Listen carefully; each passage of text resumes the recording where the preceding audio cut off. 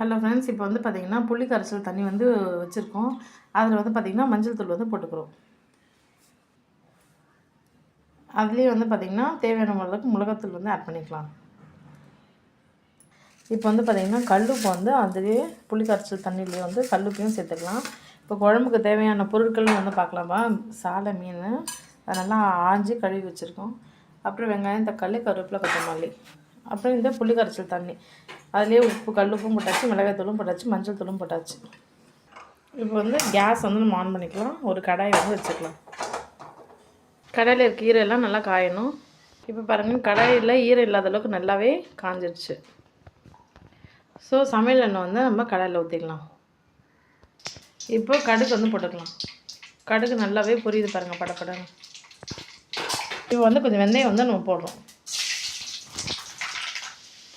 அடுத்தது இஞ்சியும் போட்டுருவோம். வெங்காயமும் போடுறோம். வெங்காயம் நல்லா வதங்கணும். ஒரு நல்லா பொன்னிறமான கலருக்கு மாற வரைக்கும் அதை நல்லா வதங்க விடுங்க. தேவைன்னா கொஞ்சம் சால்ட் போட்டு வதக்குனிங்கன்னா குயிக்காக வந்து அது வதங்கிடும். லைட்டாக வந்து கொஞ்சம் சால்ட் போட்டிருக்கோம். எதுக்காகனா சீக்கிரமாகவே அது நல்லா வதங்கிறதுக்காக. ஸோ பாருங்கள், இப்போ வெங்காயம் நல்லாவே வதங்குது. இப்போ தக்காளி போட்டு நல்லா வதக்கிடலாம்.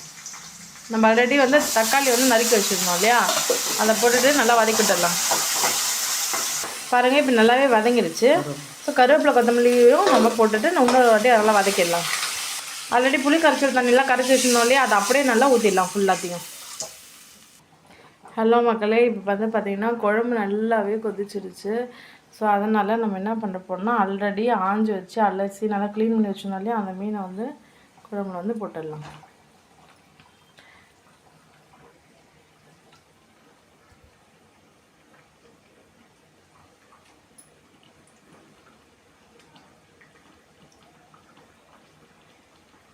இது கிளறக்கூடாது தானே, சும்மா அதில் டிப் மட்டும் பண்ணணுமா, பட் ரொம்ப கிளறக்கூடாதான். இன்னும் கிளறுனா என்ன ஆகும்னா மீனோட இந்த இதெல்லாம் உடஞ்சிட்டு வெறும் எலும்பு தான் இருக்குமா. ஸோ அதனால் கொஞ்சம் நல்லா முழுகிற அளவுக்கு மட்டும் விட்டுடணும். இப்போ மறுபடியும் ஒரு கொதி வரணுமா. ஆல்ரெடி குழம்பு நல்லாவே கொதிச்சிடுச்சு. இருந்தாலுமே இப்போ மீன் போட்டிருக்கோம் இல்லையா, ஸோ அதனால் இன்னும் ஒரு கொதி வரணும்.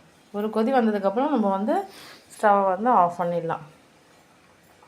ஸோ அவ்வளோதான் ஃப்ரெண்ட்ஸ், இன்றைக்கி இந்த வீடியோவில் சாலை மீன் குழம்பு எப்படி செய்யறதுன்னு பார்த்துருக்கீங்க. இந்த வீடியோ பிடிச்சிருந்தால் லைக் பண்ணுங்கள். இந்த சேனலை ஃபர்ஸ்ட் டைம் பார்க்குறீங்கன்னா சப்ஸ்கிரைப் பண்ணிக்கோங்க.